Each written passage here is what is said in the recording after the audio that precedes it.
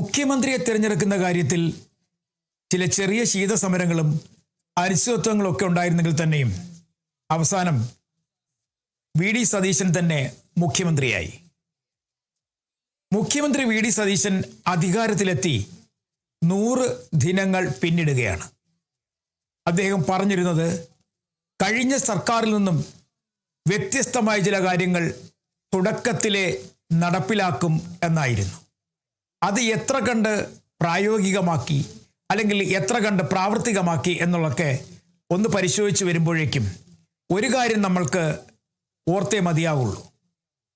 അധികാരമേറ്റ് ആദ്യ മന്ത്രിസഭാ യോഗത്തിൽ തന്നെ ആശാ വർക്കർമാരുടെ വേതന വർധന അത് കൃത്യമായും അദ്ദേഹം പ്രഖ്യാപിച്ചു. കാരണം പ്രതിപക്ഷ നേതാവായിരുന്ന സമയത്തൊക്കെ തന്നെ ആശാ വർക്കർമാരുടെ സമരസ്ഥലത്ത് അദ്ദേഹം എത്തുമായിരുന്നു. അവർക്ക് കൃത്യമായ വാഗ്ദാനങ്ങൾ നൽകുമായിരുന്നു. ആ വാഗ്ദാനം പാലിച്ചു. അതുപോലെ തന്നെ വയോജന കമ്മീഷൻ നടപ്പിലാക്കും എന്ന് പറഞ്ഞു. വയോജന കമ്മീഷനും നടപ്പിലാക്കി. മറ്റ് രാഷ്ട്രീയ കാര്യങ്ങളിലേക്കൊന്നും ഇപ്പോൾ സ്പെഷ്യൽ റെസ്പോൺസ് നോക്കുന്നില്ല. അത്തരം രാഷ്ട്രീയ കാര്യങ്ങളല്ല, വികസന കാര്യങ്ങളിലേക്ക് പോകുമ്പോൾ പിന്നീട് അദ്ദേഹം പറഞ്ഞു വന്നത് ഒരു തരത്തിലല്ലെങ്കിൽ മറ്റൊരു തരത്തിലുള്ള വികസന പ്രവർത്തനങ്ങളുടെ പേരിലുള്ള കിഫ്ബിയെക്കുറിച്ചായിരുന്നു. കിഫ്ബിയുമായി ബന്ധപ്പെട്ട അന്വേഷണങ്ങളും അതിൻ്റെ സാമ്പത്തിക ഇടപാടുകൾ സംബന്ധിച്ചുള്ള പരിശോധനകളും ഇപ്പോൾ നടക്കുകയാണ്. പക്ഷേ പകരം പദ്ധതികൾ തുടങ്ങുന്നതിനെക്കുറിച്ച് ആലോചന ആയിട്ടില്ല. ഇനി എങ്ങനെയായിരിക്കും ഈ പദ്ധതികൾ തുടങ്ങുക? അല്ലെങ്കിൽ പല സ്ഥലങ്ങളിലും കിഫ്ബിയുമായി ബന്ധപ്പെട്ട പദ്ധതികൾ പകുതി വഴിയിൽ നിൽക്കുകയാണ്. അത് തുടങ്ങുന്നത് എങ്ങനെയായിരിക്കും എന്നുള്ള കാര്യത്തിലുള്ള ചെറിയ ആശങ്കകൾ നിലനിൽക്കുന്നെങ്കിൽ തന്നെയും ഏറ്റവും പ്രധാനപ്പെട്ട കാര്യം അദ്ദേഹത്തിൻ്റെ ആദ്യ ദിന പ്രഖ്യാപനങ്ങളിൽ ഒന്നായിരുന്നു പ്രിയദർശിനി, അതല്ലെങ്കിൽ സ്ത്രീകൾക്കുള്ള സൗജന്യ യാത്ര.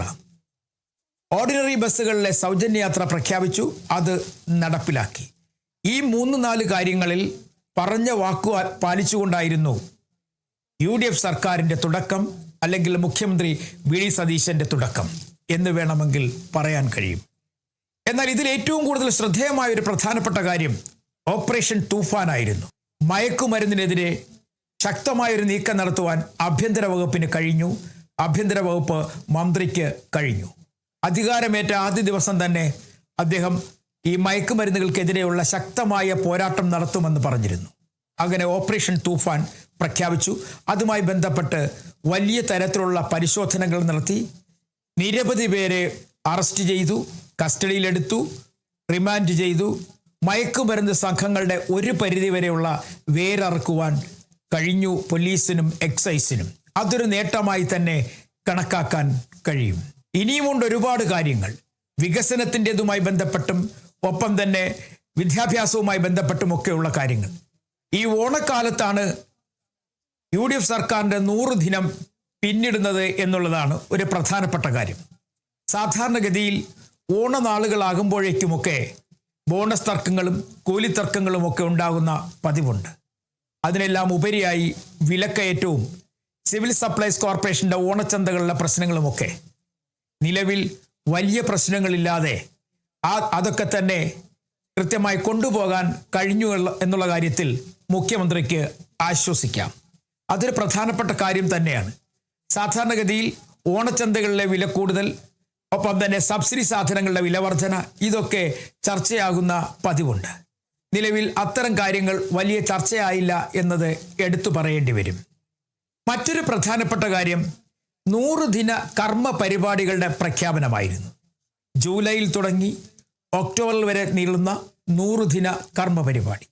അതിൻ്റെ 45 ദിവസങ്ങളാണ് പിന്നിട്ടിരിക്കുന്നത്. 1688 പദ്ധതികൾ നടപ്പിലാക്കാനാണ് തീരുമാനിച്ചിരുന്നത്. അതിൽ 547 പദ്ധതികൾ ഇതുവരെ പൂർത്തിയാക്കി കഴിഞ്ഞിരിക്കുന്നു.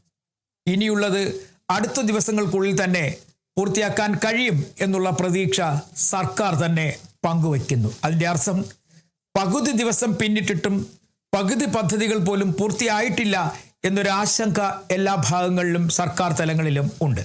ഇവ കൃത്യമായി നോക്കുന്നതിന് വേണ്ടിയും ഇതുമായി ബന്ധപ്പെട്ട പ്രവർത്തനങ്ങൾ വിലയിരുത്തുന്നതിന് വേണ്ടിയുമൊക്കെ പ്രത്യേക മോണിറ്ററിംഗ് സെൽ ഉൾപ്പെടെ സംസ്ഥാനത്ത് സർക്കാർ ഏർപ്പെടുത്തിയിട്ടുണ്ട്. ഇതുമായി ബന്ധപ്പെട്ടുള്ള പ്രവർത്തനങ്ങൾ ദ്രുതഗതിയിൽ നടക്കുന്നു എന്നാണ് സർക്കാരിൻ്റെ വിലയിരുത്തൽ. ഓരോ പദ്ധതികളും നടപ്പിലാക്കുമ്പോൾ അതിൻ്റെ ആ പ്രവൃത്തി പൂർത്തിയായോ, അതുമല്ലെങ്കിൽ അതിൻ്റെ അനുബന്ധ പ്രവർത്തനങ്ങൾ എന്തുമാത്രമായിരിക്കും എന്നുള്ള കാര്യങ്ങളിലൊക്കെ തന്നെ കൃത്യമായ വിലയിരുത്തൽ നടത്താനുള്ള സംവിധാനങ്ങൾ ഉണ്ട് എന്നാണ് മുഖ്യമന്ത്രി തന്നെ വാർത്താ സമ്മേളനത്തിലൂടെ അറിയിച്ചത്. എന്തായാലും ഈ സർക്കാരിനെ സംബന്ധിച്ചിടത്തോളം കുറേ കാര്യങ്ങൾ ചെയ്തു എന്ന് തന്നെ പറയേണ്ടി വരും. പ്രത്യേകിച്ചും ഈ 100 ദിന കർമ്മ പരിപാടി അത് വേഗത്തിൽ പൂർത്തിയാക്കി കഴിഞ്ഞാൽ അതൊരു നേട്ടമായി തന്നെ പറയാം. എന്നാൽ സർക്കാരിനെ വല്ലാതെ ശ്വാസം മുട്ടിച്ച ഒന്നാണ്, അല്ലെങ്കിൽ ശ്വാസം മുട്ടിച്ചുകൊണ്ടേയിരിക്കുന്ന ഒന്നാണ് PM ശ്രീ പദ്ധതിയുമായി ബന്ധപ്പെട്ട ഇപ്പോഴത്തെ പ്രശ്നം. PM ശ്രീ പദ്ധതി നടപ്പിലാക്കുന്നതിനെതിരെ ലീഗിൽ തന്നെ ഭിന്നാഭിപ്രായമുണ്ട്, കോൺഗ്രസിൽ തന്നെ ഭിന്നാഭിപ്രായമുണ്ട്. പദ്ധതി എങ്ങനെ നടപ്പിലാക്കണം എന്ന കാര്യത്തിൽ ഇപ്പോഴും തല പുകഞ്ഞ് ആലോചിക്കുകയാണ് വിദ്യാഭ്യാസ വകുപ്പും മുഖ്യമന്ത്രിയുമൊക്കെ. ഉപസമിതി ഉണ്ടെങ്കിലും ഉപസമിതി യോഗം ചേർന്ന് കൃത്യമായ ഒരു ധാരണയിൽ എത്തിച്ചേരാൻ കഴിഞ്ഞിട്ടില്ല.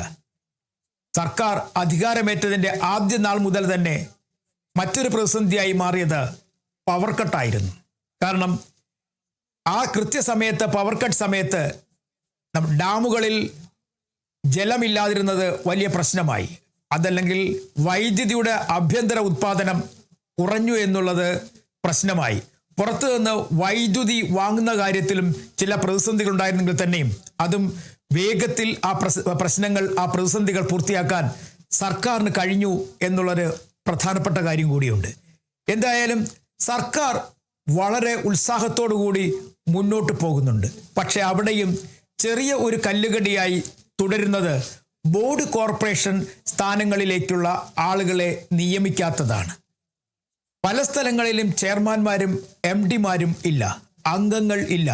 അതുകൊണ്ട് തന്നെ പ്രവർത്തനം കൃത്യമായി മുന്നോട്ട് പോകാത്ത തരത്തിലാണ്. ചില സ്ഥലങ്ങളിൽ ചില പ്രതിസന്ധികളുണ്ട്.